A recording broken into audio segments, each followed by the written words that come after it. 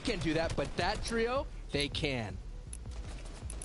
I'm just saying when it comes to day 2, and that I think is the most important thing about this.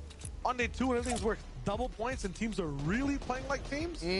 Actually, you know what? Maybe you're right. Maybe being the opposite of that, going against the grain, might work for them. But look at every team that's gotten taken off early so far today, Sancho, right? Like, or 2 players going down, and it's not Thomas AC's trio or Malabukas we're looking at. Look at the commonality in all of EU. People just end up suffering or at a loss and get picked apart. They become, you know, the cannon fodder, the siphon for the big teams to pick up. On day 2, it'll be even tighter. I really feel like this is going to be the... I thought they had us the first half, not going to lie. And everyone's kind of placing their best on the second half. Safik, Lucius, and Putrick here trying to make their way through. Some great hold as Michael goes down. And so far, like I mentioned, the stalemate, it's a long and drawn out. And sometimes it happens here because the Storm has been here, the safe zone. But they are able to look tall right now and move up the leaderboard. When I'm looking at a zone that's kind of similar, I think what we had in game 2 or 3 overall, and very close to the one that I think Anas Squeezy just won. So South Dirty side, I think about it's just been exactly that game 4 and 5 where Queasy and Thomas took it back to back. It's also the game where the first place team placed 5th and 7th. That's Hen, Tayson, and Chapman. They have a chance. And this is something unique to this season. The Shadow Flopper type beat, Shadow Cube type beat even. Astro looking to just stay alive right now. Is he gonna drop down on one of them? I think he is. He's going for it. Screwy. He sees him in the bush. Never expected. Astro Meteor. And Screwy goes down. That's the play of the day. That's the play of the day. The play of the day. That's what we like to see. And past that, there's not going to be much, but worth. You got some 2 Elam points for his team, right? That's the way. 100% worth. Maybe get a little bit more. Oh, we got a previous replay of what went down at Dirty Docks here. The lever action shotgun and Astro clipping it, getting it done. Clip it, ship it, post it. Get those impressions, young man. Get those impressions. Pantace and Chapix. This is going to be very important for them to stay above Surge and not really think about it for that 4th and 5th moving. That's where this base becomes a little bit tricky and you have everyone close beside you. I was just to go back to the replay. I don't think Screwy knew that was going to happen because they vaulted. They vaulted the shadow. It probably scared him half to death. They vaulted the shadow flopper, right? So that is not here, and that was a big factor last season. You saw Queasy's trio. They do a lot of the shadow flopper play with the launch pad. We vaulted it, no longer there. So you have no expectation that someone's going to shadow stone right into a bush that you have no clue that someone's going to do. So, I know Halloween's passed, but I guess it's not over yet for some. No, there was a definite reaction. You could see, like, in the bush when Astro hit the 160, you see Screwy just look at him. I can't believe you've done this. He goes for the spray. Yeah. There's absolutely no way he could even react. Like, what do you do in that spot? Take the L. Take the L. Take the L.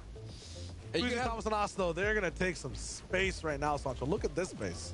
I like it, and we saw a taste of this in-game before next to this crash site. Last time it didn't really go up the mountain. It kind of went closer to the north side here. As you're taking another look at the leaderboard, still no major movements. It's basically the same. The big surprise is, I would say, Kefi is here in the top 5. It was quite exciting, but no one should be really surprised about Crow because this one is in the same position last season.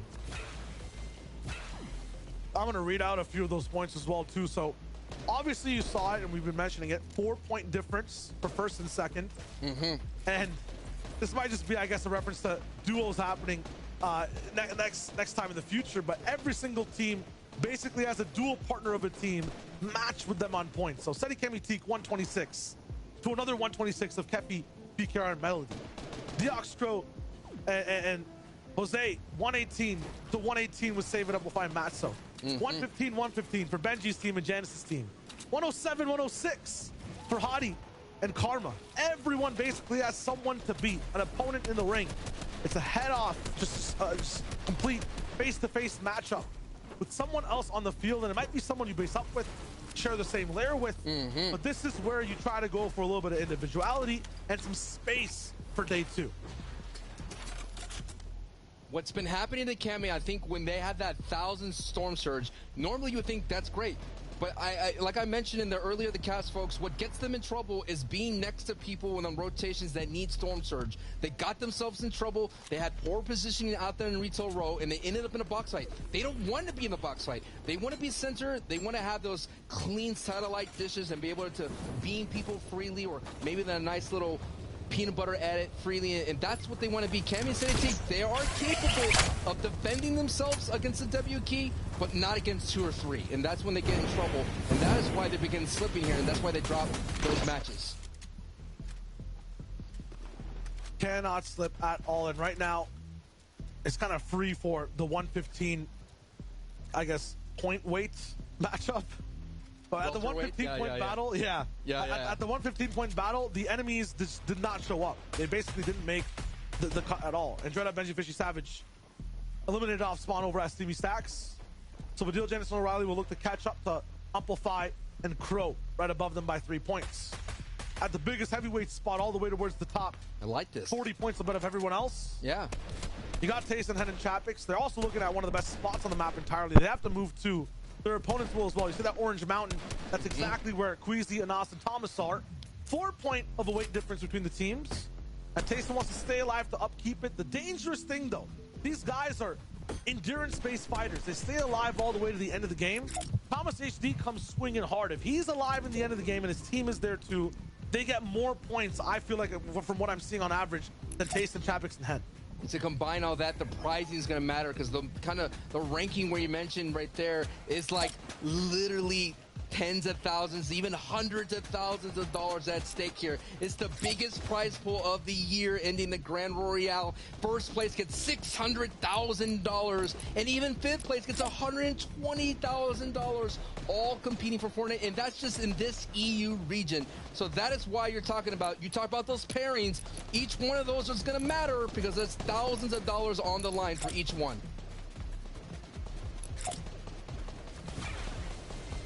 Thomas, Queasy, and Us, all they need to do is just find a little bit of advancement inside the zone. They get their fight started. 171 points. The elims that Queasy has are going to make them basically just be one elimination behind Janice's team overall, or Tayson's team overall. Apologies, gotta keep making path picks. These guys always swapping teammates, especially when it's a duo swapping. It gets tough, but at the same time, they've made it in.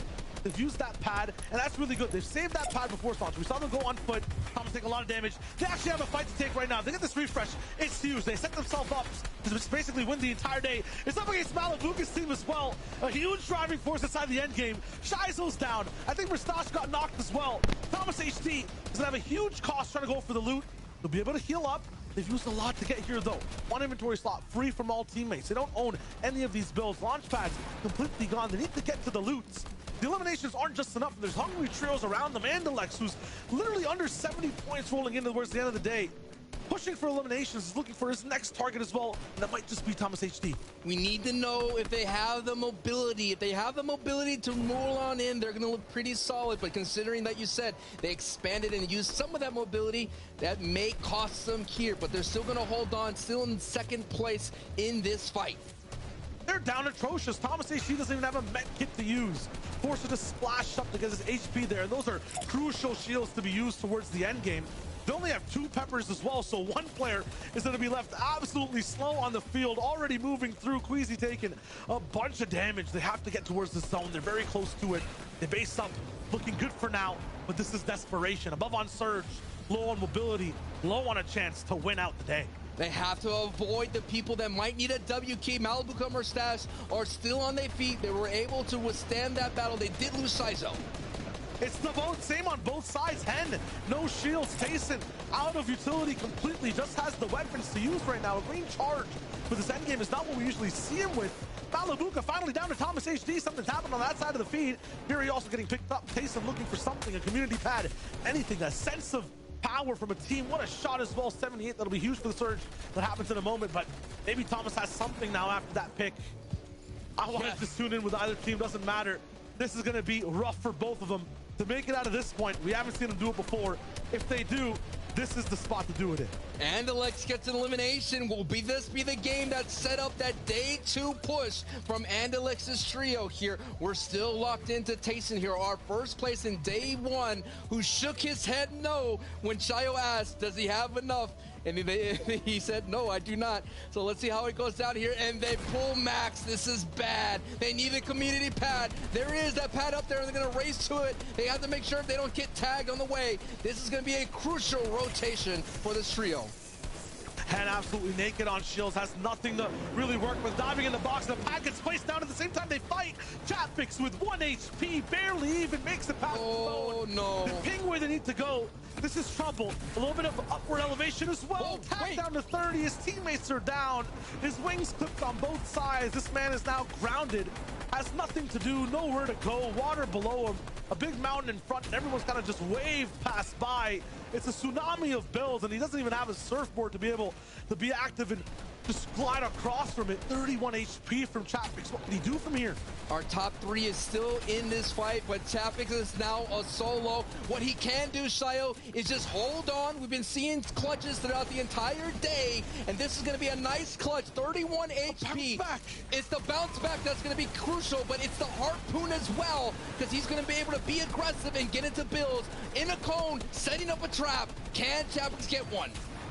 Thomas HD getting knocked and eliminated inside the feed. Queasy with a response though, as Sapphic goes down, and Os is there to pick up the scraps from that fight. So a 1 for 2 for that team. Chatfix though still alive, the placement rolling in, 182 points. It's a fight for first and second place overall in their own island. Once again, they're up at least 50 points against their entire competition inside the EU server. This is the final game of day number 1. Janice goes down.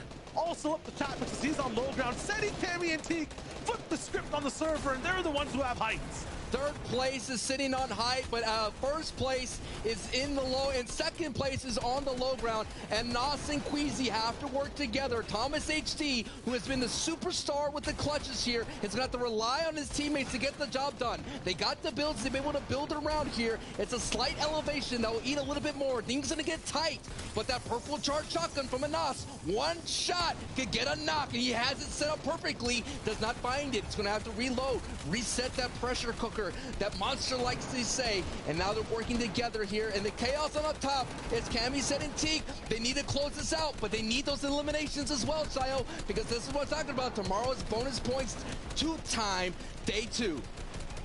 Difference maker possibly for the whole tournament here, and it all ends on day number 1 so far. Monaco is picking up a few more. Cammy popping off as well. It's just beams from the sky. Anas waiting, watching. Bill's running low. They have the utility in zone, bounces back, blessing them once more. Queasy's gonna set up the shot. Anas is gonna hold that pressure shot with the charge shotgun, and Queasy's gonna open up data. That's what they're trying to set up. There it is! Situation up to 6. Sky pops off. Anas has room to move, and a big upgrade. Legendary gold pump shotgun. A back-to-back win on game 4 and game 5. Game 6 is rolling in as well for this team. Dual operation. Kempy's still alive. Neb's going down in the feed, but it's low ground. That's their home for the moment. Anas and Queasy are taking this patient. No room for mistakes. They're making sure every build in front of them is completely beamed.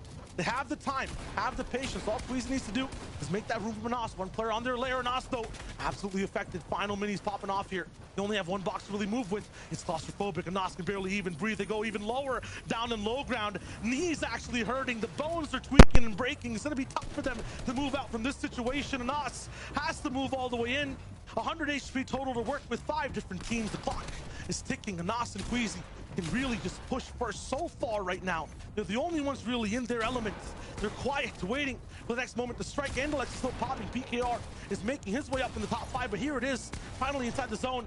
A moment for an all-in. Anas misses the shot. Queasy's there to maybe pick it up from the backside, but no, it's Keffy popping off. Teak all the way up top in a final 2v2. Cammy is alive in this final river. Who's going to be washed off the shore? The 1v1, and Teak is left on a lifeboat. PKR is going to be traded out for that one. Cammy's got the flopper, so he's been the fisherman all the way up on high ground. He's playing that heel off, playing the final game of EU perfectly from his spot up to 170 points. The champions do not count themselves out here today. Getting 1 win before and then rocking it off with the final one of the day as well. This is EU at its finest. Cammy with the mercury coursing through his veins, closing out the day with the victory royale. The champions are here, and they're not ready to give up their throne. The crown still sits on their head, but what a great way to close out day one of the Grand Royale, Shayo. Yeah, we had first and second alive for so long. I feel like 100% with that clutch of Queasy and Anas. They're definitely up there in that top spot. What was the catch-up like, though, right? Because we were focusing on it so hard. What did Seti, Cammy, and Teak really do? Was 170 close enough to really be inside that conversation in the top 3 in day number 2? It's huge, Sancho. There's so many teams. Kefi also popping off inside that feed. That's what I was about to say. Kefi's trio, a big surprise here in day 1. I'm interested to see if they'll be able to keep up that momentum in day 2. And that is day 1, folks. Don't forget, tomorrow, everything's going to be worth 2. So if you go down early, you lose. If you're a Benji fan out there, if you're any of these early fans of those contested drops, you go down early, that's going to be a monstrous, catastrophic game for you. Absolutely. It'll be double the action, double the suspense, double the stakes. We'll have not double the casters. It'll still be me, Shaiwage, and Sancho West. But for now, we'll put it on pause, talking it and tossing it back over to Zeke, Levin, and Reese to break down that crazy top-tier game. Shaiwager, Sancho West, you guys are absolutely incredible.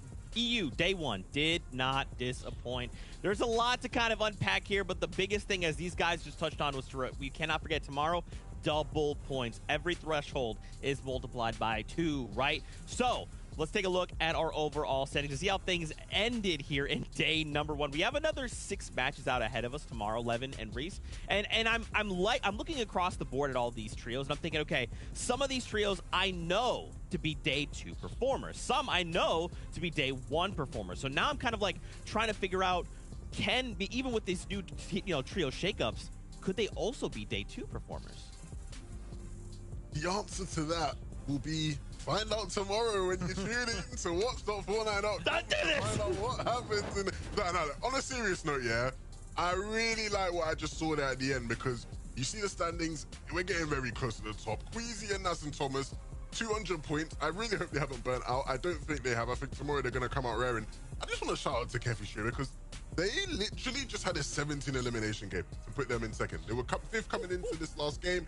17 eliminations and second place puts them at second. I don't know where they found this form, but I hope they haven't wasted it on day 1, because they threw double points, and so they'll wish they'll had these games tomorrow. But yeah, really great game. Yeah, fingers crossed that they don't just go to sleep and forget how good they truly are and how well they've performed here on day number 1. Move to the next page. A lot of the teams kind of stuck in concrete here. Andrea, Benji, and Savage still in that 11th place slot. We see Kriachi's team down in 18th. Also, kind of not really moving, and Mustachio's team now also starting to dip further down into the leaderboard. I think they were 16th the last time we checked in. Now they're down in that kind of 18th, 19th, or 20th, place there in that last game. Again, even though getting off spawn, 18th for them overall. So not fantastic, not massive. That final page here going down. This is just some of the teams we've just got to think, right? Like, we got to do something. We got to pick this up when it comes to second day. 2 teams in particular are kind of surprising for me. Floki, Clement, Deciptos in 23rd. Probably no surprise that, I was going to say, it's shocking that they're down here. And Aqua's team also all the way down there seemed to have a lot of trouble. I think that was 28th. No, I feel bad for the people on this one. You know when the teacher hands you your test upside down and you're just, you don't even. Oh, yeah, you just know. No. You know them ones there. Look, I just want to say, double. We're gonna keep harping on about this because this is a real thing. Double points is huge, right? We saw Malabuka's team in 20th, right? We've seen that team get 17 elimination games before. Let's say they had a game like Kefi's trio just had in that last game. 60 points, double that, 120 points. If you had that to they're on now, that would put them in second. Like it is going to be a very up and down day in terms of the standings, especially if you see some of those teams lower down start to have better games. Like, I can't even, we all have our predictions. I'm sure people will be thinking, oh yeah, Queasy's done well. Yep, they're in first place. Good. I can't wait to see them tomorrow. You could just have 2 bad games and just be completely out of it, right? So like, it is going to be mad. Yeah, it's a test who could do well on both days, but the teams have done well on kind of the first day so far, as we mentioned. Obviously, Chapix, tons of solo pop-offs today alongside Tayson and Hen on his team. We saw in that previous game him picking up a bunch of eliminations at the same time there. Really, really doing a good job. Uguay, as he's mentioned, to try and pop off all the way through. I mean, they basically got up to like a, what's that, 14? Yes, great position for them. That 1 HP launch pad to keep himself flying through. They've had some huge games, but not really managed to pop off with the consistency that a lot of the teams need. Third for them, fantastic, but I know these guys, and Tayson in particular, is not going to want a third. They are looking for first place. Yeah, I know if that was me, I would have got tagged out the sky. It would have been raps. I would have been right back to the lobby. You know, them ones there. But look, I think with these guys, they definitely have all the skill. We know that they've been popping off today. Like I said earlier, I want to see them be more of a cohesive unit. You know, a team that started to put it together as a unit. Thomas, right? Thomas was obviously popping off all day long to start things off, and it was a thing where it was like, okay, you're popping off, you're clearly feeling it today. We need Queasy and us with you in endgame to really push yourself up the standards, and they did it. They stepped up, and I love what I've seen for this team. We talked about pressure making diamonds at the start. They've been able to cope with the pressure incredibly well. I think if you're going to name an MVP so far from the tournament, it's got to be Thomas HD. You got to think, right? Every single match, he's either solo clutching, he's top fragging, he's just putting in the work for his team every single game that we've watched from out so far. That first and third games, he had huge clutches. He had the most eliminations in the 2 victory rounds that they won on high ground. Like, he's MVPing it up big time.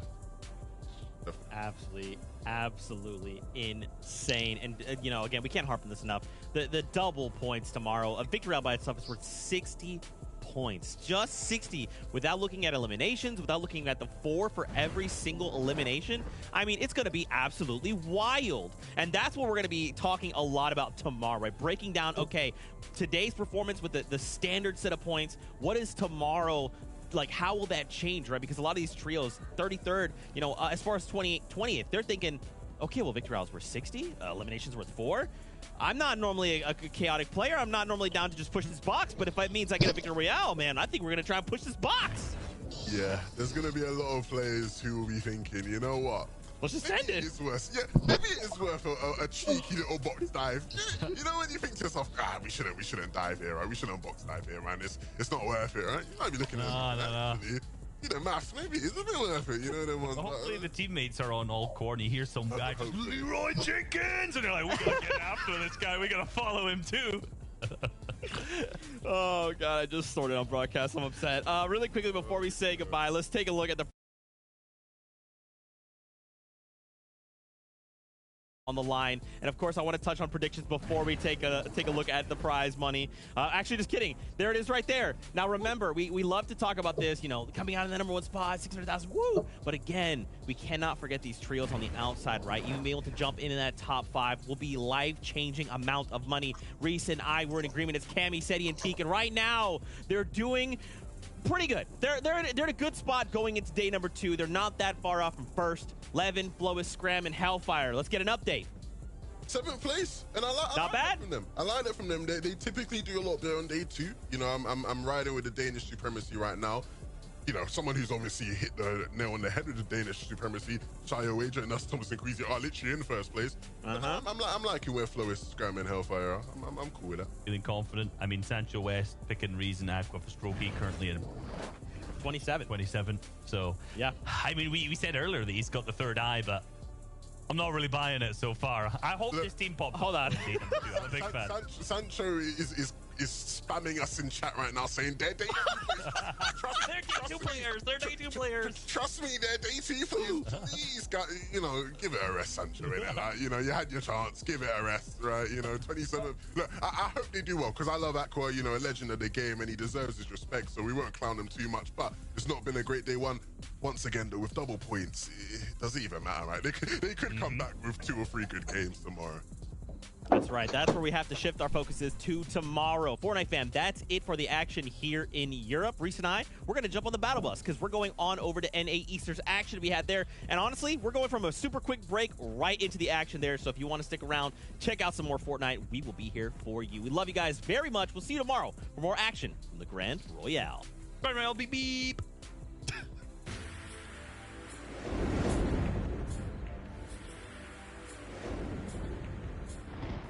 Alright, well, this zone in the middle of Slurpee Swamp. key factor used for predicting zones is like how much water is like surrounding like a given area. I'd say weeping, like in the orange part on that hill. Yeah, like right there. It's either gonna pull top left, it's gonna like double max pull, or go bottom left. Place it below the W in Weeping Woods.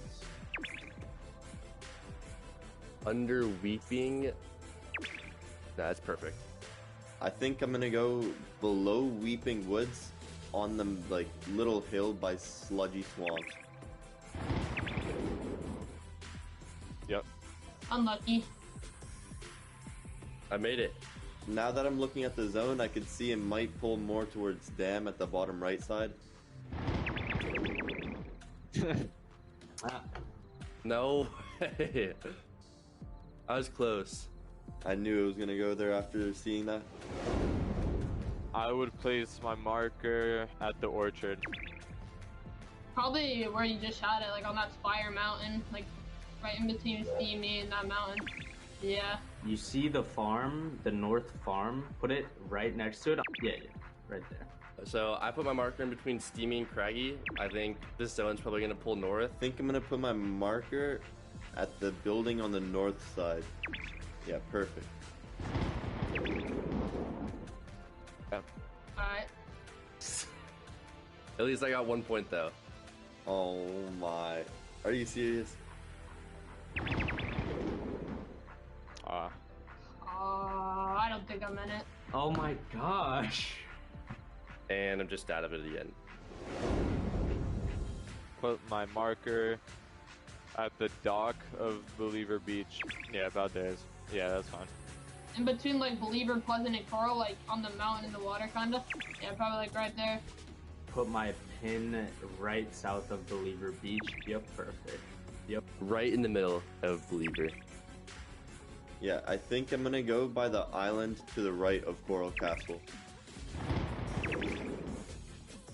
Nice. Unlucky, man. Oh my gosh. I have hope. I still have hope. I still have hope. Let's go. I knew it was going here.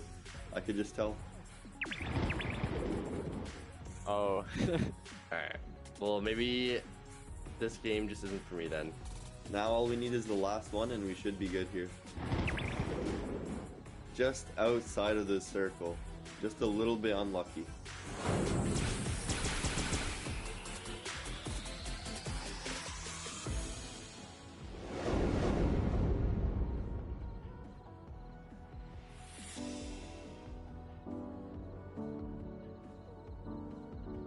I'd probably have to go with Stark Season. I don't remember the exact number. It was just all around. You could have fun, stream it with Arena, and the comp was pretty good. And I think it was season 16. There's not a lot of movement. It's only launch pads, and it made it so great for competitive with less RNG and everything. Probably have to be Season X Trios back when I played West Coast. It'd probably just have to be like the meta, all the items in the game. It really just made it unique. There's a whole bunch of stuff you could do to kind of outplay people, and it was just like, I don't know, it was just perfect.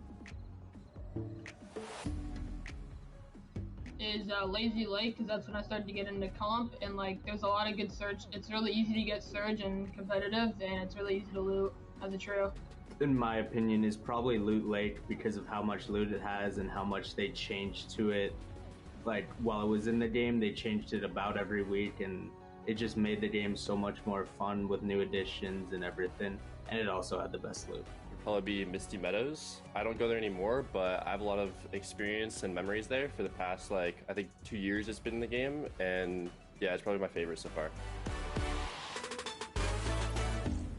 Probably the Spaz, because it's just like so easy to get clips and have fun with it. For me, it's probably the Heavy Sniper because of how fun it is to use. It would probably have to be the minigun. Season X, that's kind of, I was kind of known for using the minigun. It was just always fun, like just sitting on high ground, just like, I didn't really have to do anything. It was just fun to use.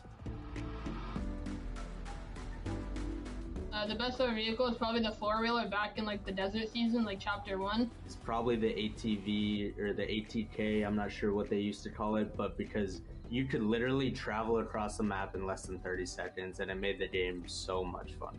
Quad Crasher, probably because, I mean, I would always just fly around with it. I was super good at flying with it, and I'd always hit people and just they'd go flying throughout the air, then once they hit the ground, they get eliminated, and it was just funny to watch. Probably like winner royales, because like it's just fun. You have a good time and play with anyone you really want to, and you can still like place in it. It was Secret Skirmish because I got second in solos and won the duo event, and it was so much fun. TwitchCon 2019, I think it was. It was our first LAN, and we played pretty well. And the whole tournament and just like kind of everything about it was pretty fun, and just it went really well.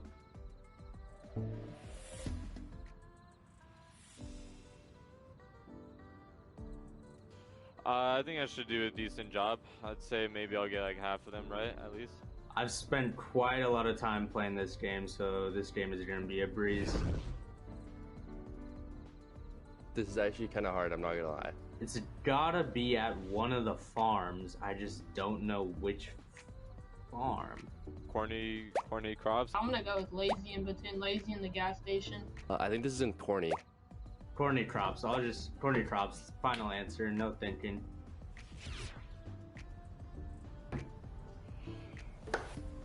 That was lucky.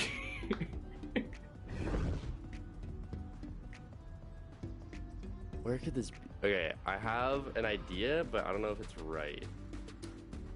That's in Weeping Woods, I believe. This prop, I think it's in multiple POIs actually, but I would say Weeping mainly just because of like the ground I'm seeing. I remember a swing set being in retail somewhere, kind of near the basketball park. I think retail row should be like my best bet. And Weeping, because there's a lot of campfires there, and usually I go there and competitive and use the campfires. Weeping Woods. Final answer. The texture of the dirt. I don't know where else there's a swing set on the map. It's gotta be Weeping Woods. Wait, what? I actually forgot there was a swing set in Weeping.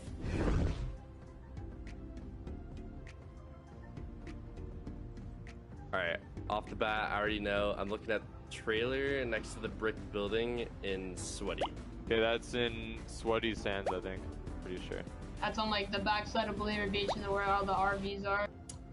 This is too easy. Sweaty Sands. Final answer. That was an easy one for me, I knew that.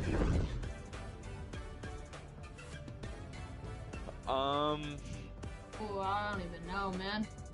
This is retail. This is definitely retail, 100%. I think that's in retail row. That like prop, like that green sign, I don't think I've seen that anywhere else aside from retail. And also like I can see a little bit of the mountain behind it, and that's kind of what gives it away for me. This is retail row. It's like right beside like the water pillar. That is retail row.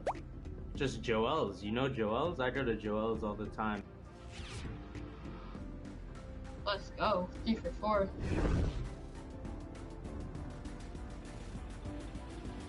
You know, Misty is my home. I talked about it earlier. I know everything about Misty, and this is just right behind it.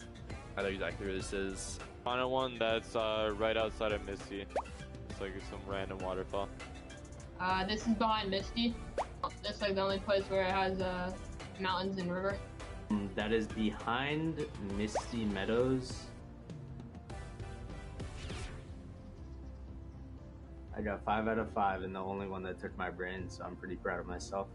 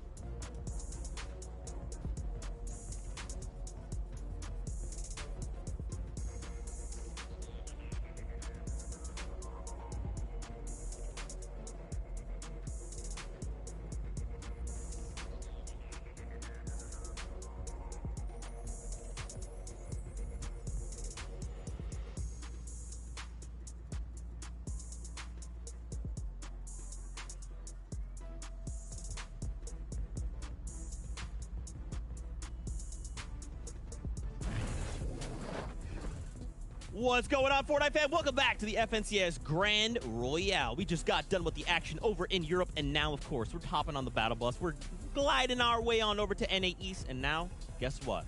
We're here. It's game time. Now, if you guys don't know who my name, or who I am, rather, my name is Zeke. It's great to be here. I'm happy that you are watching as well. If you've never watched Fortnite a day in your life, and this is the first time you're watching, you chose the perfect time, because it's going to be some of the craziest action in Europe. First 6 games of the day were wild, and now we're back again in NA East to see a different set of trios competing and going head to head. Of course, I brought my boys. You know I have to bring Vivid, and of course Adam along with me for the ride. Reese will be casting in just a moment. He came from EU, but my friends, Grand Royale. Did you guys watch EU? How'd you guys feel about that? You guys ready? You guys hype? How you feeling? Oh, I loved the whole storyline there with Shio's prediction, right? He tweeted out earlier that Queasy's team was going to take over on day 2 and not really have great of a day 1, but then day 1 they just outperformed even his prediction alone. So that was really, really awesome to see. Yeah. I mean, do you know what it sets up? Tomorrow as well. Obviously, we're going to talk about all the point structure and how the Grand Royale works as well. Obviously, tomorrow things really ramp up with the double point situation. So it's good to see how things currently stand. But by the end of play tomorrow, it's going to look a lot different on those leaderboards, baby. That's right. And if you guys have followed along, this is going to look very familiar to you. Okay, 2 days of competition, 12 games in total, right? 6 today, another 6 tomorrow. The trios, of course. The kicker here, though, is double points on day number 2. So let's pull up that format. This is what you've been seeing, right? For the last several FNCSs now, right? 2 points for eliminations. The Victory Royale is worth the 30 points. But Vivid, tomorrow, double points. Literally, all of these points are times 2. So getting away with a Victory Royale is much, larger in the grand scale of things. Yeah, today was kind of just hey, let me set up a little bit of a foundation of points, right? But then tomorrow, if you're not careful, if you build up that foundation, let's say you're in first or second after today, you're not really safe, right? Because basically everybody has a chance to just fly up the leaderboard if they start performing very, very well, because those points are doubled. So you have to be very, very careful about how comfortable you feel after how you perform today, because tomorrow it really does matter to literally double the amount. Yeah, it makes a massive difference. Obviously, we talk about the combination of the time tellers, the combination of standings points, elimination points. When you kind of see that when they're doubled, I mean, if you get a couple of good games under your belt, let's say, for instance, you get a couple of top 3 finishes. Because I took such a long break without playing with you, Jimmy. Very quickly. You combine that with 4 points per elimination. We've seen previously on other FNCS seasons as well. Some teams dropping the 10 bomb in games, double digits. His name is Ray. 40 points.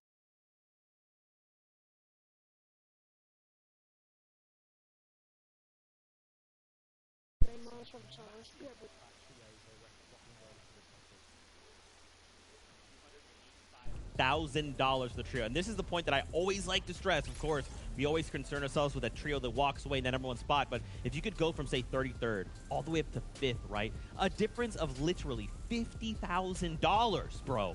So anytime we see a trio competing, they're going to be trying to climb as high as possible. We will see, I'm sure, some trios break away. They'll be like, yo, this is the top 3. They're fighting it out. But for everyone else, they're thinking, if I could just hit that top 5, we're changing everything, baby!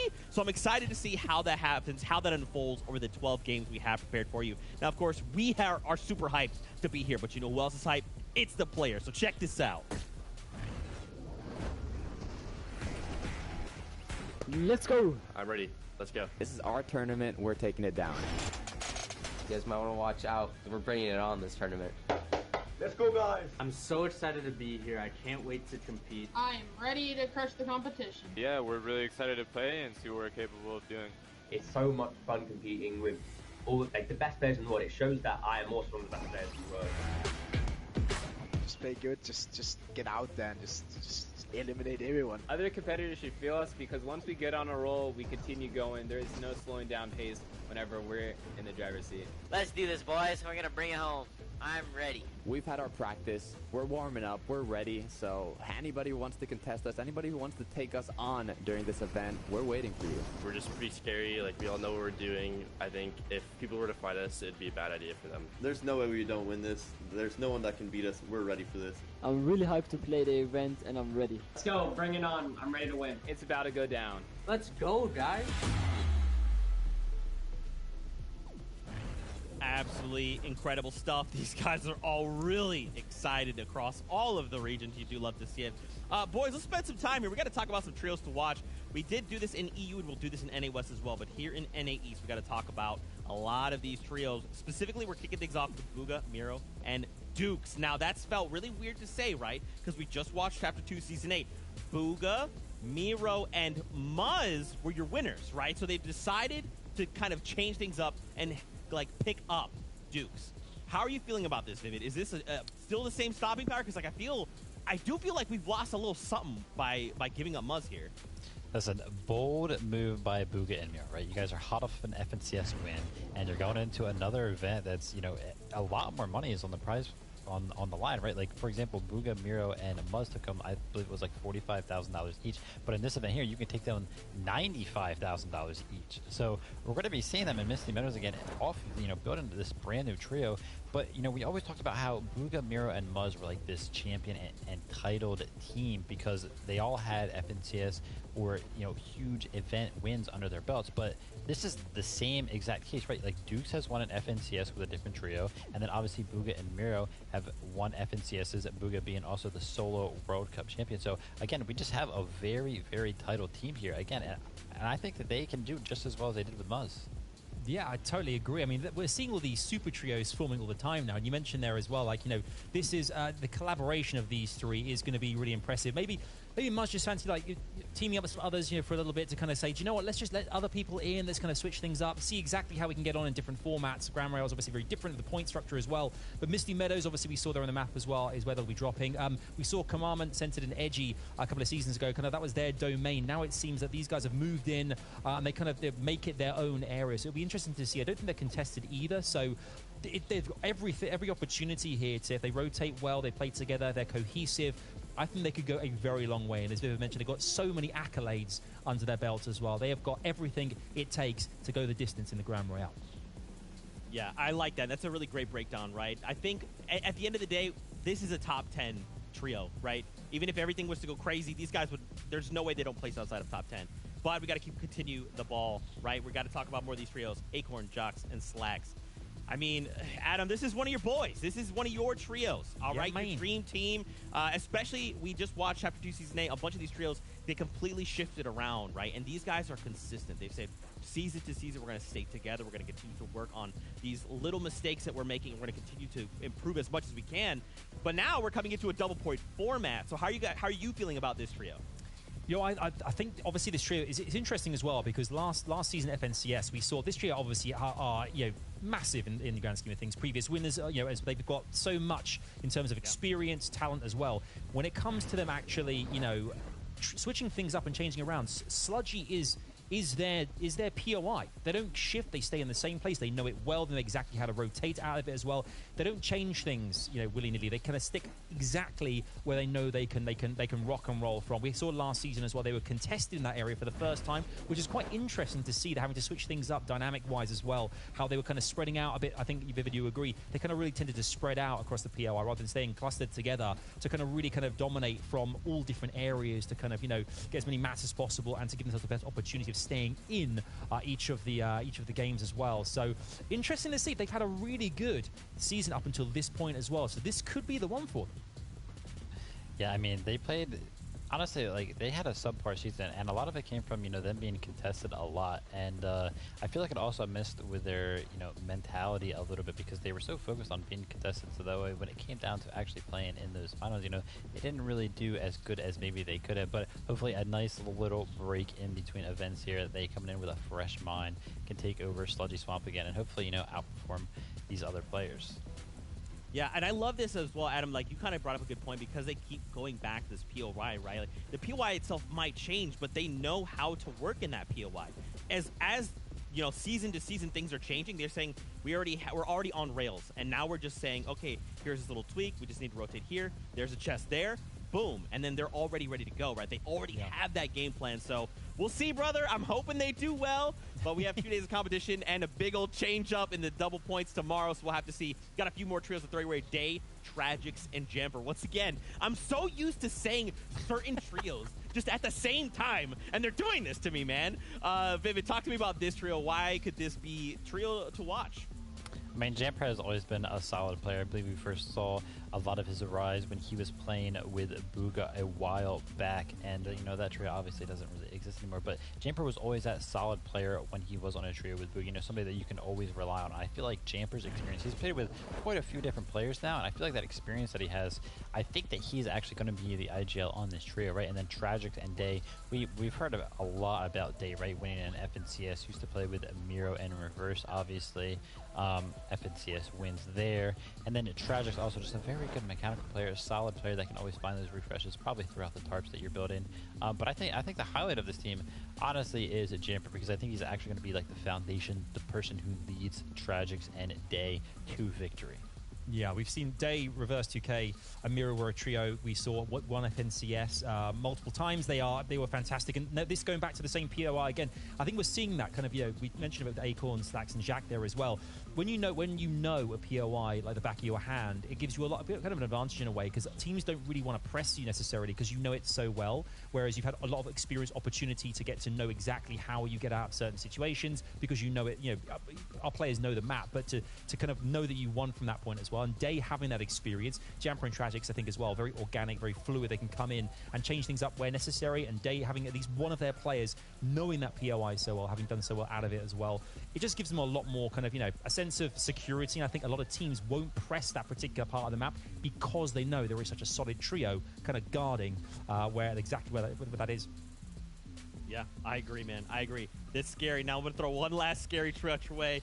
It's Commandment, it's Stretch, it's Scented, okay? This is a trio we are constantly talking about in NA East. If you've never watched Fortnite before, these guys are absolutely monsters. They will flip a game on its head on a dime.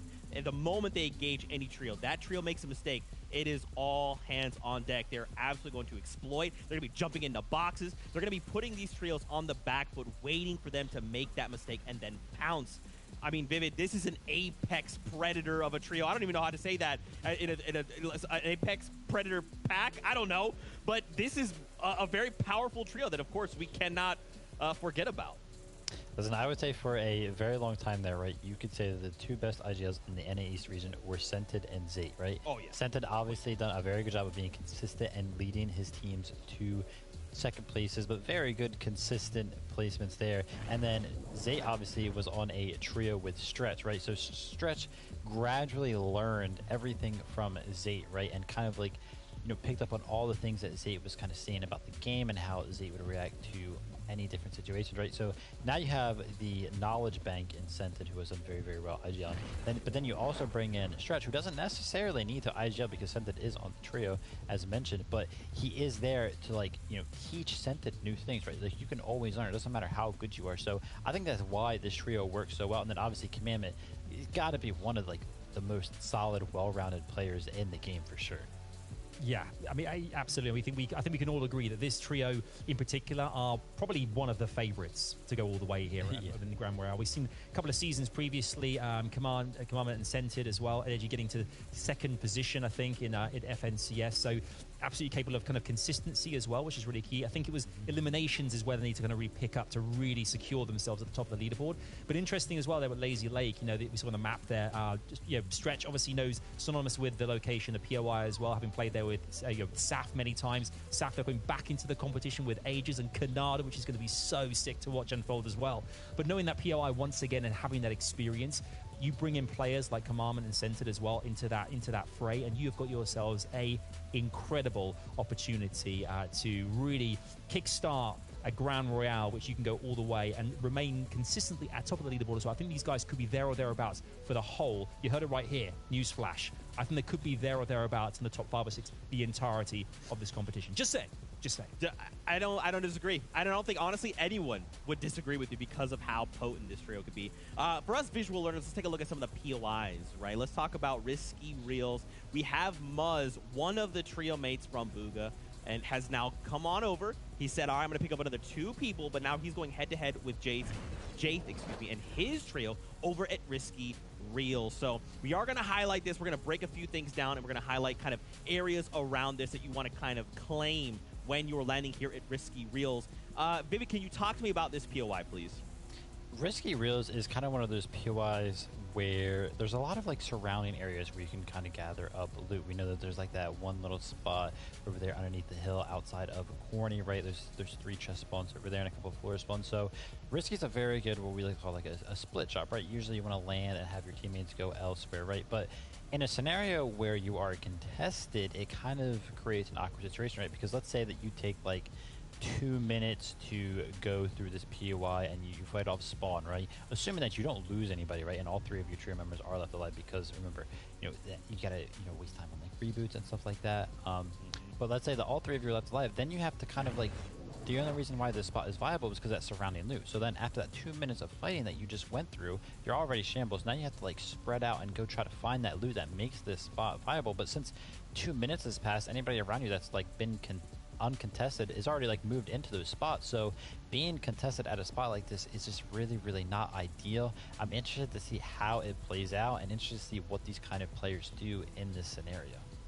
Yeah, we saw it last season as well. We were trying to work out what we think generally is the better position to be in. Is it to kind of have an uncontested POI where you've got free reign to loot up, mat up, and then go into the final phases of the game ready to rock and roll? Or is it kind of good to have that early kind of spar or kind of contestation, as Reese has kindly kind of created this word. I don't know, it came out of nowhere. But still, I appreciate it, Reese. Contestation is a thing now. It should be in the Oxford Dictionary. As an Englishman, I'm officially putting it out there. But I've got to say, I think with the contestation as well, Storm Surge, I think, is an important thing. And obviously, we know that this being such a stacked lobby as well, you do want to get those early tags to give yourself the best opportunity in the late game as well, to not have to kind of stretch or reach out to try and get that kind of those points up so you kind of remain above the Storm Surge. So it's kind of like a 50-50 really. I think a lot of the time players will like to have those early engagements as well, because you're going to have a lot of them, particularly in a kind of Grand Royale like this as well. So we'll have to see what happens, but any contest going on, it's going to be really entertaining to watch unfold. Okay, I like that. One last POI for you. The Crater near Pleasant Park. Okay, we got Scoped versus Dom. All right, so yet again, another name, Scoped, and his trio.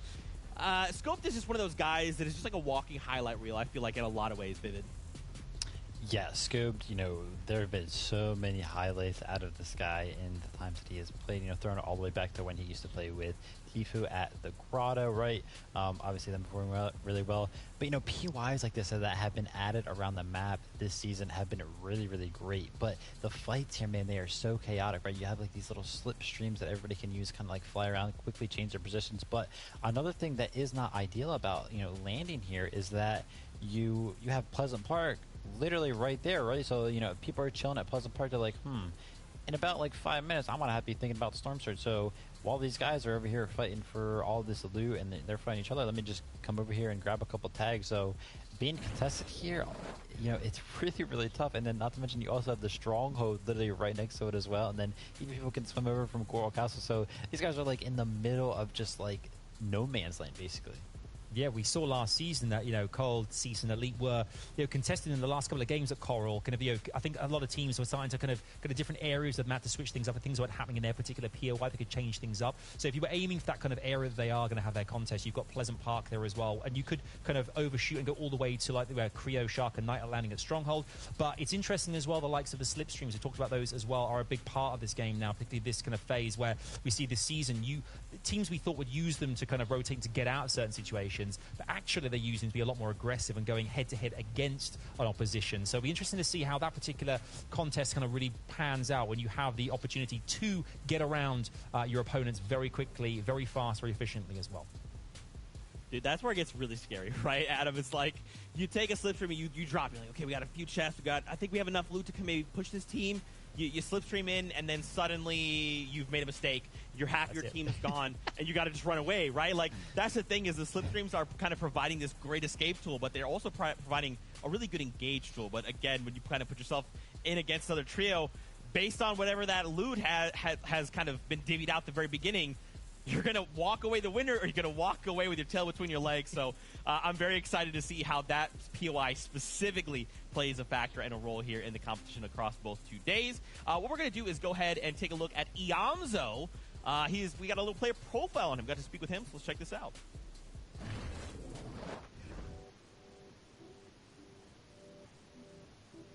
Welcome, everybody. I am Life with Panda, and joining me today is Iomzo. Iomzo, go ahead and introduce yourself. My name's Yamza. My IRL name is Jackson. I'm a Fortnite competitor player for True North Gaming. What are you guys looking to do as a team, or maybe something that you're looking to improve on ahead of Grand Royale?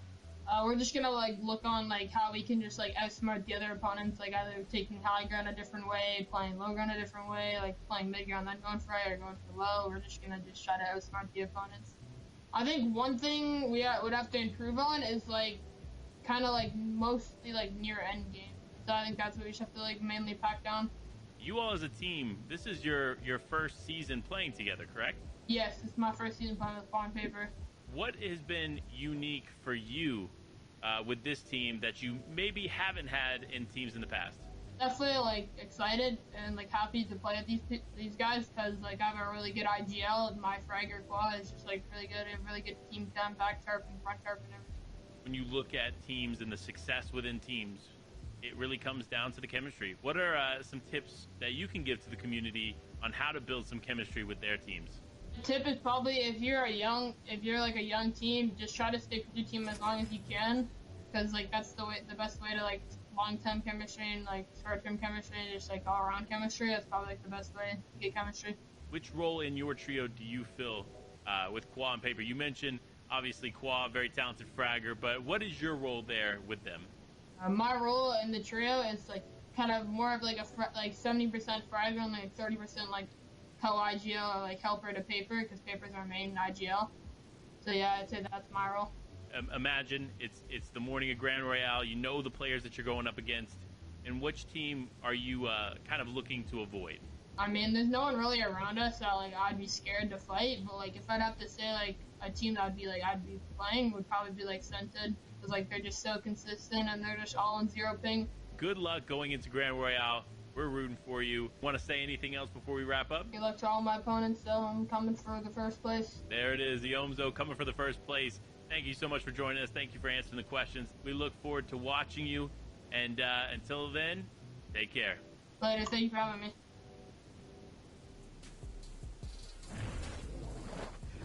Life with Panda, thank you so much, brother. Over on NA West, coming out, helping out on NA East. Great stuff. Now, Fortnite fam, we're having a little issues with the battle bus, so as soon as I know more, I will tell you, and we'll get into it. So for now, we're going to spend some time talking with Vivid and Adam about what we can expect from today's competition. Guys, let's kind of start things off right here.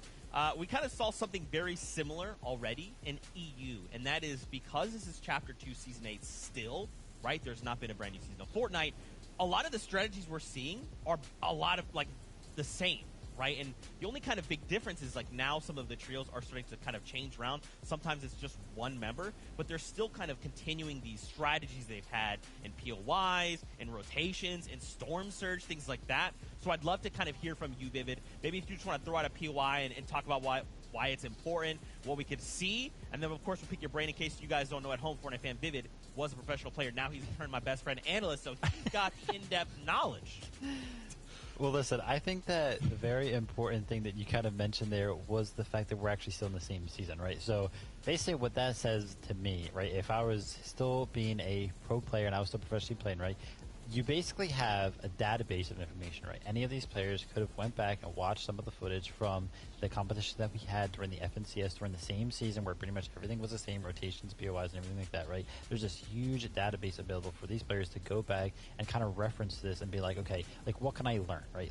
Why did this team place first? Why did this team place last? Kind of maybe reference POIs, maybe if we're seeing somebody here today that didn't necessarily play in the FNCS, but somebody was landing at the POI that in that FNCS, they could learn from them and everything like that. So yeah. I think that this kind of Grand Royale is going to come down to a lot of preparation, right? And we also know that on the NA East region, there haven't been a lot of scrims. So what I'm thinking about is that pretty much the only way that a lot of these players could have practiced or learned from anything is actually going back and putting in the time and effort to learning from a competition that we had in pretty much the same meta. So I would hope that a lot of these players took advantage of that opportunity they are presented when you have these two competitions being played on the same season. So I guess we'll kind of see how it pans out on the leaderboard, and maybe we can pinpoint a couple more players that have been, seem like they are preparing a lot more as opposed to how they played in the FNCS.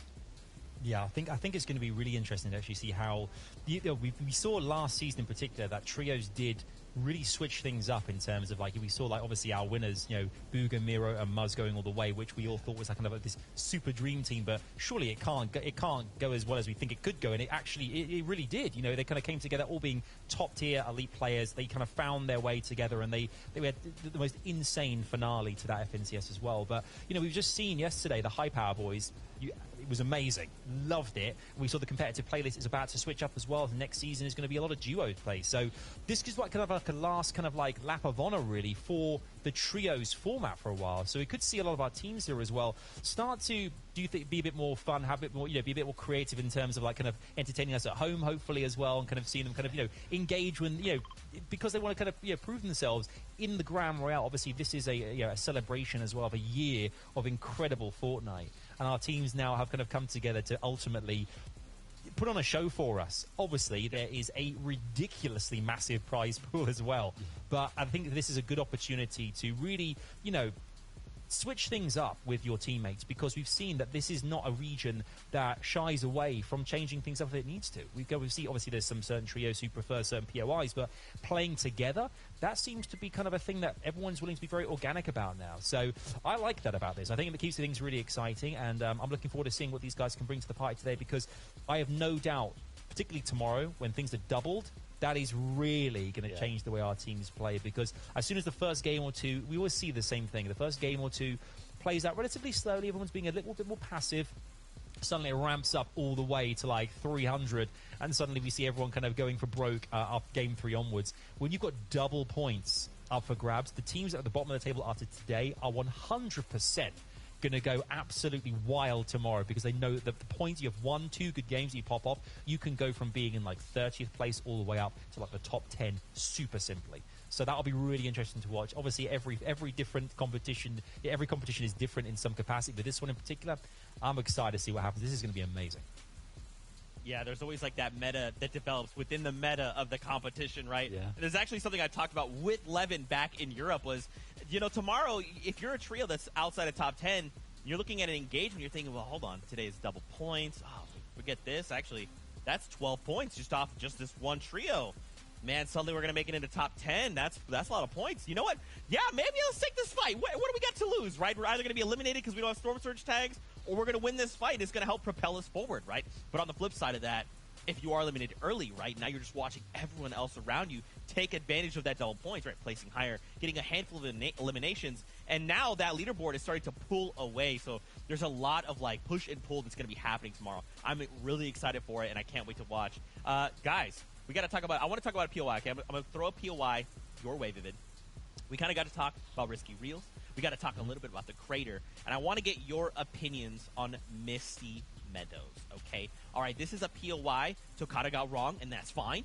But a lot of people do like this POI, right? And with the recent addition of the Crater right there, we're seeing a lot more trios kind of like gravitate a lot toward it, right? You've got the mobility and the slipstreams, rather. You've got way more chest spawns. And, I mean, honestly, even if we, like, think back to Risky Reels, and there was those white boxes, right? It's a super small POI. There's really not many places to go or hide. Misty, on the other hand, is massive, right? If you take a look at the center on your screen here, you've got this bridge.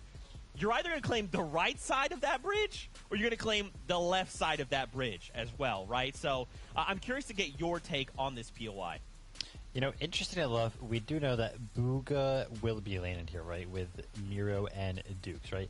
And the interesting thing is that I'm pretty sure they actually are not even concerned about the left side of Misty. If you reference his Twitter account, I saw that he tweeted something along the lines of that they were actually going to try to just claim the right side of Misty along with the Crater. So they've kind of turned it into like their own little POI, right? And we know how valuable these Craters can be. There's just so much loot there, and it's really, really great and healthy for the game, right? But if these guys are actually allowed to grab half of like one of the biggest POIs in the game in Misty Meadows, right, and then also a Crater, these guys are going to have so much loot. And then also to mention, Misty is often very, very, I wouldn't say easy to rotate out of, right? Because, a lot of these positions, these players like Scented, who is used to rotating out of here, they spend hours, they spend days, they spend weeks of scrims trying to figure out, like, okay, what players can be where with what timings, right? But when you think about Misty Meadows, right, you're on the south side of the map, so more often than not, you're going to have to go up north, right?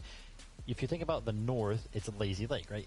Lazy Lake has all these hills around it, right? So very often they're just going to rotate out of their POI early, go up to one of those hills. So Lazy Lake is often just left empty. And when you have a POI that's empty, it's very, very easy to rotate through because you have so much cover. There's so many little avenues that you can use to cover yourself from those hills, the surrounding areas that may be storm surge intensive. So they'll honestly they'll just rotate up north, kind of use Lazy Lake. Maybe they need to grab a couple more materials because we know Lazy Lake is very, very rich in that. And then they kind of just go about their way, right? They're already like halfway through the rotation as soon as they make it to Lazy Lake. And there's nothing in between Lazy Lake and Misty Meadows. So I love Misty Meadows as a POI. It's very, very, like I said, I wouldn't say easy, but it is, convenient in some scenarios for you to rotate out of Misty. And then often you can just go left of those mountains as well, right? You can go to the west. There's really nothing over there. It's kind of like no man's land, no POIs really over there. So great POI for these guys to pick up. And like I mentioned, they're going to have so much loot.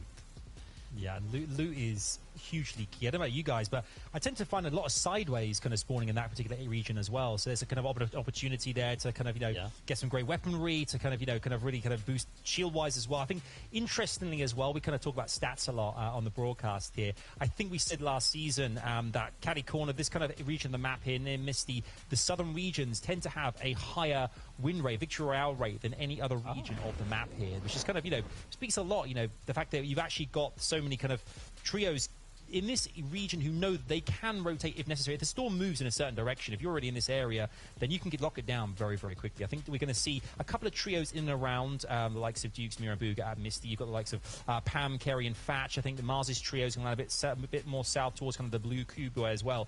But if you've got only a few trios in and around you and that storm moves in a direction that benefits you in many ways, you are going to be in a great position. We can see here as well on our map, if you get into a certain position in this location, you can find, I think, the main kind of gas station. You've got the lake there to the left-hand side as well.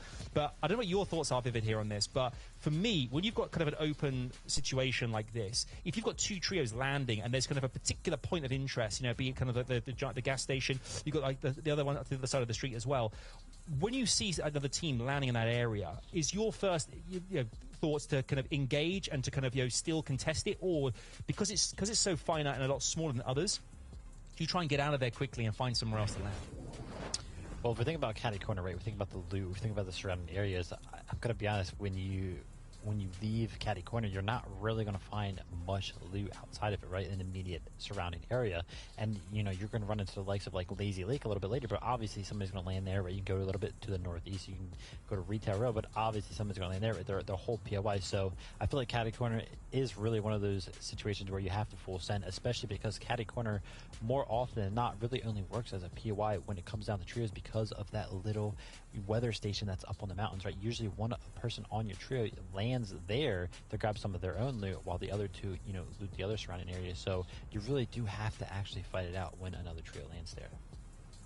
Yeah, understanding the POI, right, what's available to you at any time, and kind of what you guys have been hinting at, right, is like if you know another trio is landing nearby, what are your outs? Where is a place you could go that you're like, there's a guaranteed floor spawn there, sometimes there's a chest spawn there, what could I get out of that, right? Especially if you get something early like a launch pad, right? You and your trio could just bail on the whole situation and just try and land it somewhere close by that's a backup, right? We'll have to see, though. One last place I want to talk about, Believer Beach. We've got Saf, Agers, and Canada that are going there. I mean, Believers Beach, a.k.a. Sweaty Sands, a.k.a. whatever you want to call this, Arkham Rex and Epic Whales homeland, whatever you want to call this place, has always been in the conversation, right? This is a massive POI. It's there near the beach, just outside of Coral Castle. Tons of floor spawns, tons of loot, tons of chests, rotations as well, where you have the crash site right there. You can see it on the left top side of your screen. If you need to rotate out, you can. I mean, there's just so much versatility in this POI, but again, it comes back to those little things, right? If you land and you can't land on a weapon, you miscalculate and just miss that drop by even 1 second, and your opponent doesn't, you are going to be dropped, and then your team is at a disadvantage. So, Vivid, kind of talk us through this POI. What strengths, what weaknesses you see here? Basically, I mean, Believer Beach to me is still Sweaty Sands in my heart, personally. But Believer Beach, I guess we can call it that now, whatever. It's just got so much loot, like you mentioned, and one of the great things is actually, the beach itself. When you call something a beach, it also has water, and when there are water, you have fishing spots. So fishing spots also another out for these trees if they want to use it. I'm not sure if Saf, Agers, and Kanata will be using the fishing spots, but it's always something that they can think about. When we think about the POI that's been added to the south of it, though, you had kind of mentioned that the slipstreams are there, right? That they can kind of use them as a rotation out. There's always like this little bit of a concern in one's mind, right? Because you are basically relying on, if they start to rely too much on this POI for the slipstreams for them to rotate out, if the trio that is landing there kind of like hangs out for too long, right? They basically can't just go use those slipstreams, right? They can kind of block Saf's trio from going over there and using them. So you kind of have to be worrisome when you rely on another POI like this to actually make a rotation. So hopefully Saf, Agers, and Kanata are prepared for something like that, because if, the trio that is landing at their slipstreams leaves earlier, then yeah, sure, go ahead, use those slipstreams all you want to make your rotations. But if they kind of decide to, like, wait around, maybe try to get some sneaky Storm Surge tag, then Saf and Kanata are just going to be walking on foot all the way to the next zone. Yeah, let's just take a moment there as well to, kind of celebrate the fact that Saf's back in the game, man. He's back. And we've been looking forward to this. You haven't touched on this. The fact that you got Saf, you got Aegis. We know from D-Gen's trio usually. I want to say Skittles as well, but we had that kind of last season. Just let's not go there. The change-ups, man. The change-ups. Don't do this. Zeke, I think it almost melted our brains trying to get our heads around that. But we're there now. I think we're there now, at least anyway. But Saf, Aegis, and Kanata as well.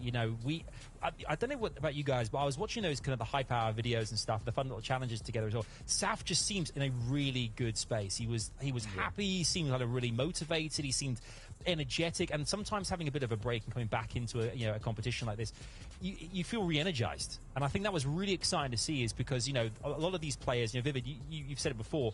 You work so hard around the block, constantly playing Fortnite to get to be at the top of your game, and the fact that he's come back and he looks so cheerful. I don't use the word cheerful much. He looked cheerful. Alongside Aegis and Kanata, as what we saw last season as well. And Kanata, no one uses the word cheerful enough. He looked cheerful. I guess not.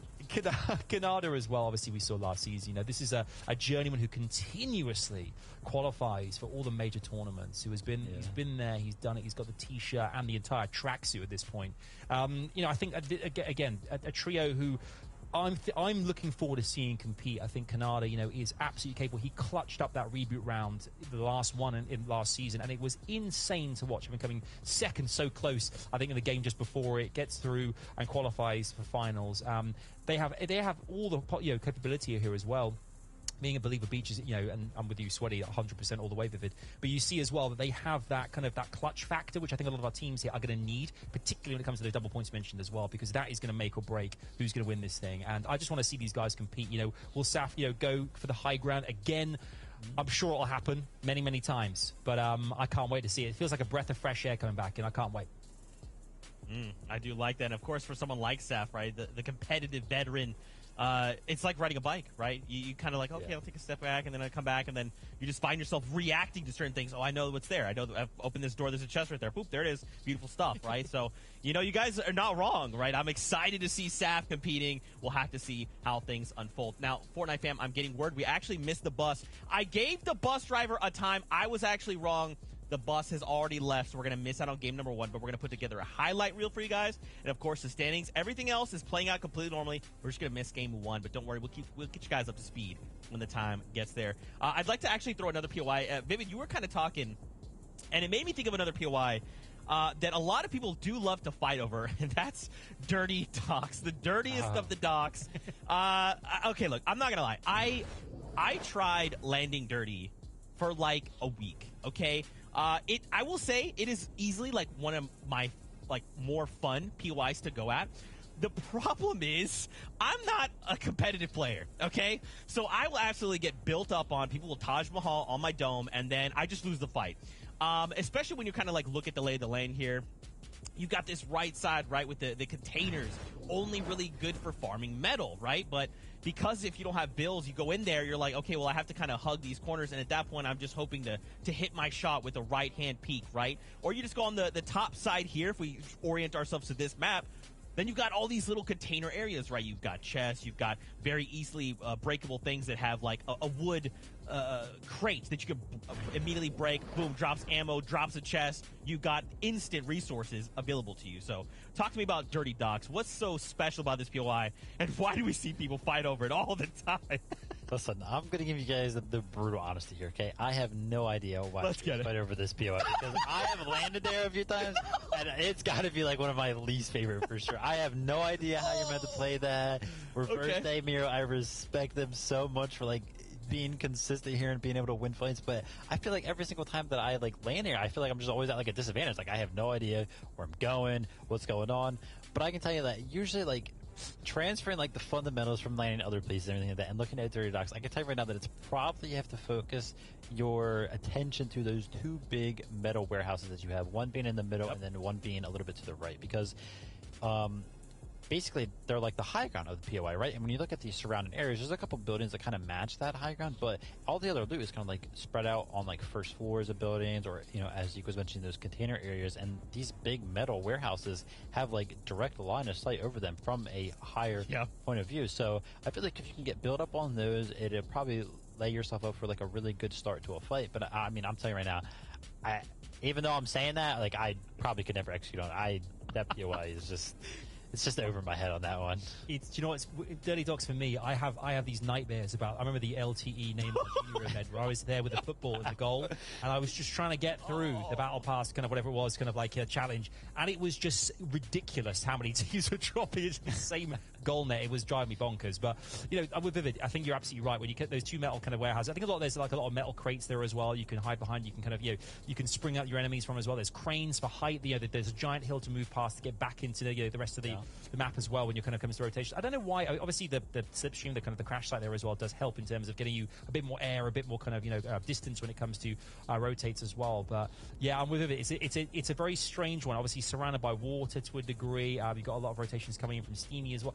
It's an interesting one, but fair play to Dave for sticking it out season upon season, because clearly he loves the place. He loves it a lot. I wonder if that makes them much better players because it's harder to compete there. Does this mean that they know something that we don't? Questions that someday I hope to ask them directly, But look at this. We got our next match in 2.5 minutes. I know. Isn't that crazy? I know. This is what I love, right? Just getting to hang out with this is why when I made that video, it was the most sincere video. They were like, hey, Zeke, talk to me about like what your favorite part of any East was. And I was like, it's these two. They're so smart. I love how fluidly conversations with them go. It's just easy.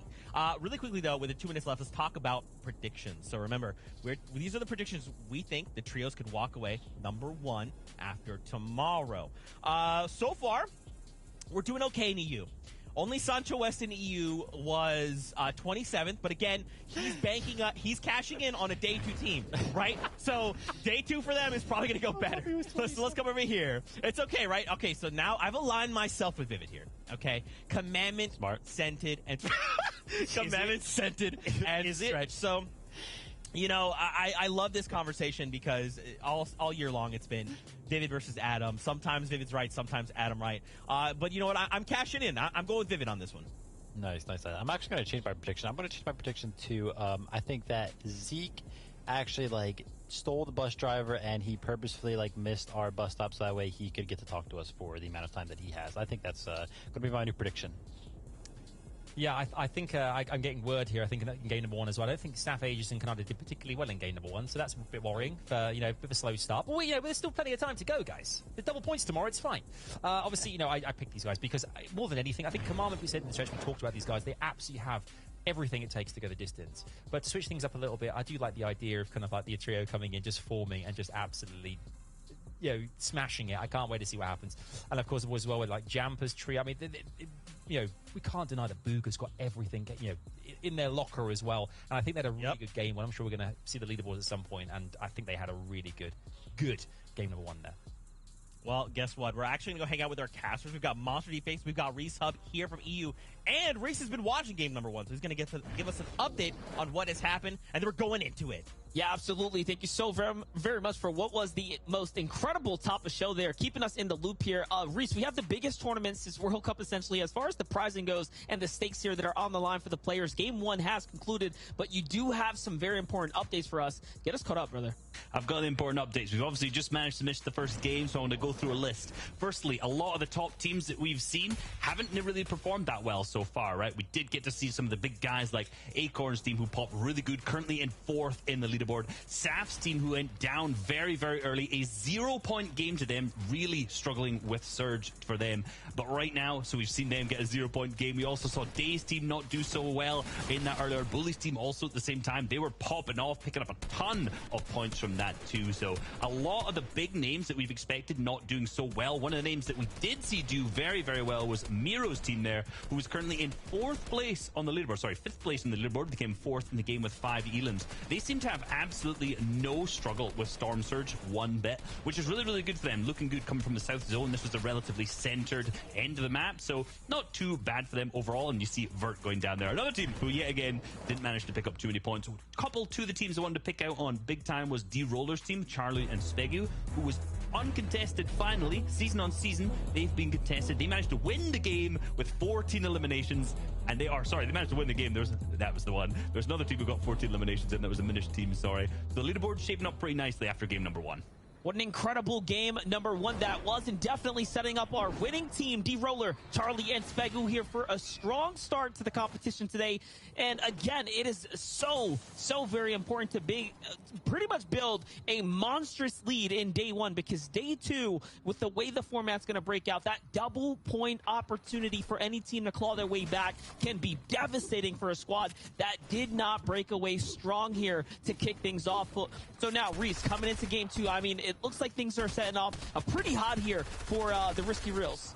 Yeah, in Risky Reels, we thought originally that Muzz's team was going to contest here, but actually what happened with Muzz's team is they ended up moving over to Boney Burbs, where they were originally looking to land, and then ended up fighting off big time there, disengaging and not doing so well, unfortunately, getting scuffed. I thought this game they would move back in and be a part of this fight, but Shadow's team clearly noticed that Muzz's team wasn't here in the previous one, and then ended up coming here dipping, but clearly the other team saw the same thing and getting involved. This time, Muzz and Joji getting involved in the action in Boney Burbs instead of disengaging.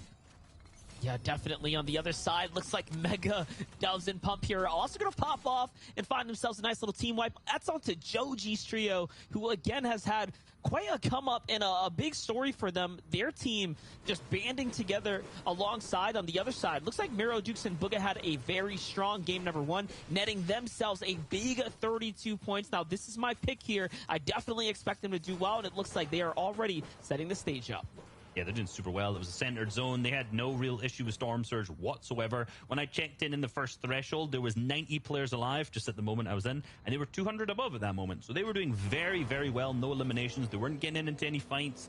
Last season, we really saw them taking a bunch of fights. Unlike Saf, Aegis, and Canada, who really struggled with Storm Surge, went down super early and gained 0 points in that first match. So uncontested Believers Beach, or, Sway Sands, as some on the desk may want to prefer to call it to right now, have historically had a lot of issues with Storm Surge, right? Because you have a couple options from here. Do you want to push to the west? Do you want to try and fight the teams over there? Do you want to push north into Coral, which doesn't happen too often anymore unless it's really contested? Or do you want to get way deep into the zone on the east side? That's usually the ways to do it, but they've not really managed to in that first game. Having a little look back here at that early game fight, we saw Shadow's team picking up those big eliminations. Critical for them, trying to own the drop spot of Risky Reels, which we talked a ton about at the top of the show. And hey, for game number 2, they seem to have managed to do so very well.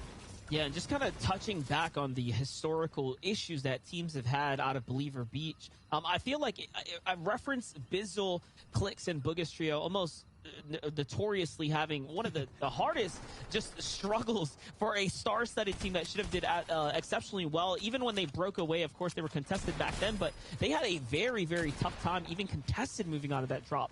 Just finding teams on rotate. So drop spots play a key role in a critical role in your position in the tournament and how things are going to work out for you. This is also a really tough spot, but this is an area that's always contested, right? Pleasant Park, Stealthy Stronghold, Coral Castle, these general areas. Typically, teams have been seeming to come here and fight for the drop. Yeah, but let me tell you why this is even more of a mess right now, because you've got Blake's team, which you're watching, going up against Dom's team, both contesting not in Stealthy, not in Pleasant, but just the crash site itself, which means that you have teams all around them. If I was Saf's team, who in game 1 struggled with the Storm Surge already, I'd be pushing this fight right now. That's why I'd be straight in. We know this is going down. Yeah, you cross the water, cut north with all that loot and see what you can do here for Blake, Vert, and Scoped, who we saw in the highlights of game number 1, get taken out after this fight has already occurred. So they've had success here in the early games, but hold up. We got a man down here. That's Scoped, who is down. Now, mind you, Scoped is a key component to this team right now. Blake not necessarily being the fragger of the trio, but he's going to have to clutch up here against a hungry Dom right now. Dom's in a 1v2 situation, still winnable. 142, huge shot there. This epic charged shotgun can do some massive damage. Yeah, he's scaring the opponents when you hit big chunks like that. I think the revive's going to go off. We didn't manage to get the finish. Yep, and you can see all the other players. Every single one of their team popping medkits. They're all medkitting at the same time, the simultaneous. But Dom has nothing he can do. He's going to drain the launch pad to get out, but no, it'll be cold. Elite and Cease is going to start spraying from a distance, but they don't know Cease is in this bush, I don't think, at that point. He's right behind him. Dom has 0 materials. If any of these shots connect, it could be over, but he does not know that Cease is there, and he's got the shot through the airplane, picking up Dom, and that's going to be an easy elimination for Cease. This looks like such a Cease play, right? Just kind of creeping up, taking his time. The Boomer himself in the right spot at the right time. You calling Cease a bush player? Listen, he's been around for a long time. He doesn't need to mech out against these players. Just being in the right place at the right time is going to pay off for him. As Sentin, Commandment, and Stretch notoriously are known for being in key positions, but it looks like last game did not work for them. Yep. For them, they were down in 20 position and get previous game. They were not in the best position because they were struggling on the second threshold. So you can see like Sentin's trying to get to that good position. He's trying to get to where Polar. Jimmy. Oh my god, bro. I'm such an idiot. Oh my god, Jimmy. Tournaments in a row. What the hell? I don't necessarily love that play to ditch the vehicle. We'll see how that ends up backfiring because, as we know, being on those mountains can get very, very tricky depending on which way the zone's going to pull here. But Booga, Mero, and of course Dukes here have a big decision to make. They're going to pop their stones right now, and we already know the kind of plays you can make once you have this extra mobility, but it looks like they get gifted. Fast Carry and Pam was on the rotate right now. Beautiful return tags here, but they find some awesome tags as well. In the process. You can see there, Booga looking to take down that vehicle. Jimmy, it seems like I slept for a couple of hours. That's going to be some easy tags. You know, Pamstu is contesting on the west side of Misty Meadows. I was wondering...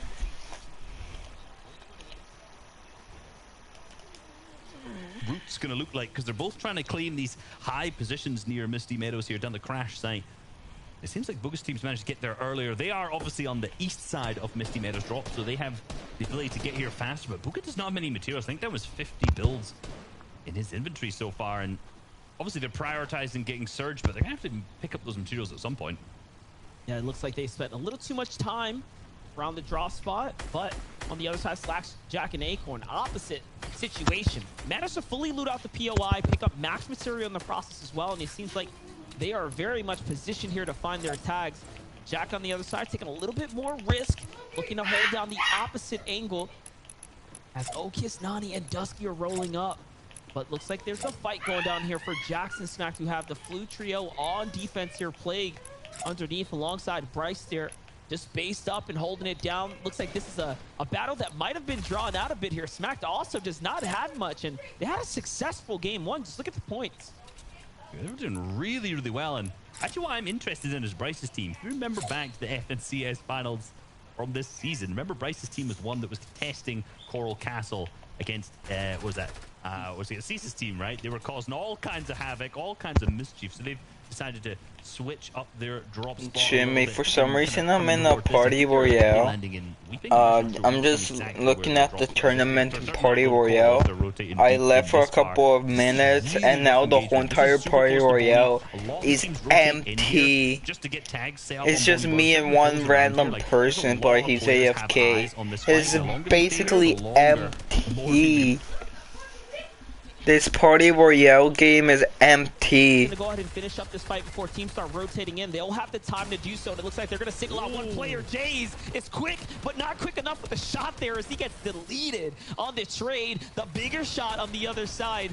Just showing you what they have learned year after year. And now Smack, the veteran himself, also under pressure here. So close. He was going to land a bunch of shots. So they're fighting back after what should have been an easy free elimination there.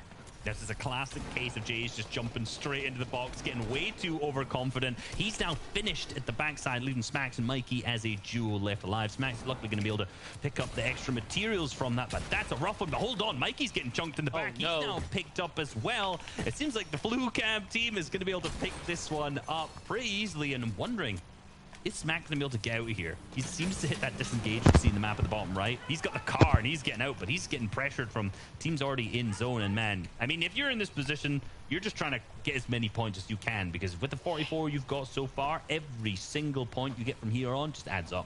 And here's one thing to think about. Plague, Lucam, and Bryce did not make it into game number 1, if I'm not mistaken. That's why they didn't have any points here. So this is a massive confidence boost for them to win their actual first engagement of the tournament here. They get the shakedown. They get all the information. So they are absolutely set up now, at least for Storm Surge here, coming into the first instances. Because look at how many players are up, Reese. There is a big threshold that's going to have to get cut down now. In about 30 He's using ESP. He's using the entire Previous game, was actually at 94. He's using the entire mod Very similar wall. to what we saw in Except for fly hats. Absolutely incredible. The players. While we ran against PC player, what do you think would happen?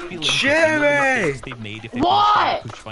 I'm in a party royale. You join it right now. Charlie, Spegu, and D-Roller, I was wondering if they would struggle with this mid-game stuff because I've just seen them repeatedly, season after season, being contested. What the hell? The party royale just ended. It says ready up, go back to lobby. Subject right now, it's actually 179. And a party royale match. In particular with the controller players on. I'm still gonna stay here because I'm watching the game. Let's see if the automatic sniper rifle will clutch them up. They managed to get big shots, but they're still 62 below. They don't have to panic, just need to hit some shots. Yeah, definitely, and that's exactly what he's doing. A bunch of windows are opening up. Great tags there as well, but they are still dangerously below here. 100 damage has to be picked up. I mean, Spegu has quite literally got the backpack on, and his teammates are inside of it with the shots that he's landing right now. He's doing an excellent job, but that's not enough. Will Straw Hat Charlie be able to really step up here? By the way, how dare you drop the Straw Hat? That was like my favorite part about your name, and he changed it. It's just called Charlie now. I mean, I don't know about that one. I'm not with it. I'm not with it. I'm called. And I got kicked by being AFK. Wow, Epic. You kicked me out and I was watching the depth tournament.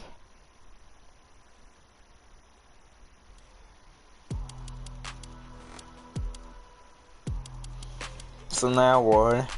What do I do?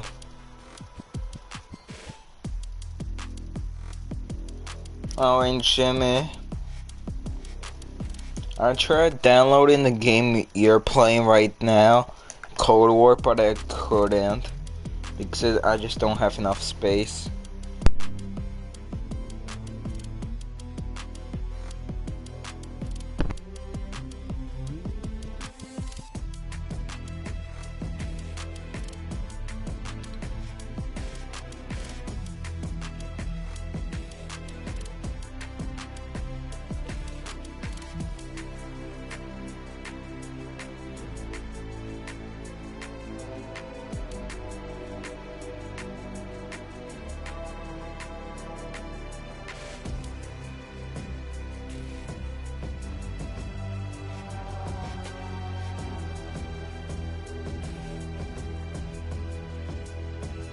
That means so trash.